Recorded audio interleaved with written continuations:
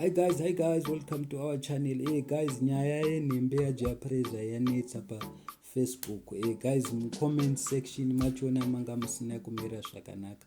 Ukanopinda mucomment section yachona picture yapostwa naJah Prayzah paFacebook akapfeka nhembe, unofa nekuseka, mbabvu dzinokurwadza nekuti unongoziva wega kuti mafanzi they won't disappoint kana vachida kukupa aya anonzi comments anosekesa. Saka vanhu vadedzera kuti dai usina zvako kutombobuda usina kupfeka nekuti watinyadzisa. Tatichunga kuti vanhu vakareba vakatakura, vamwe vari kudedzera kuti wakatakura une nyaya inonzi mass destruction, vamwe vari kuti une maweapons ekuUkraine neekurussia, asi vakawanda vari kudedzera kuti tikazuma kakawanda asi munhembe hamuna chinhu. Vanhu vari kudedzera kuti munhembe hamuna chinhu, vamwe vari kudedzera kuti tikutonzwira mukadzi wako nekuti hauna kutakura. Saka vanhu vari kutaura zvinhu zvakawanda pamusoro penhembe yabuda yakapfekwa naJah Prayzah.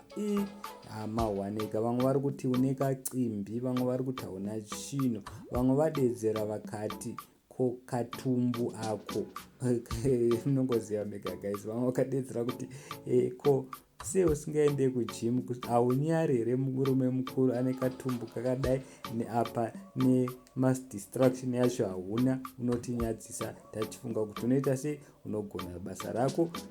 Saka guys, hameno kuti munoti kudii, asi kana muchida munogona kungozuma modhonzerawo padhuze kana kuti momhanyawo kuFacebook kwake monotarisa.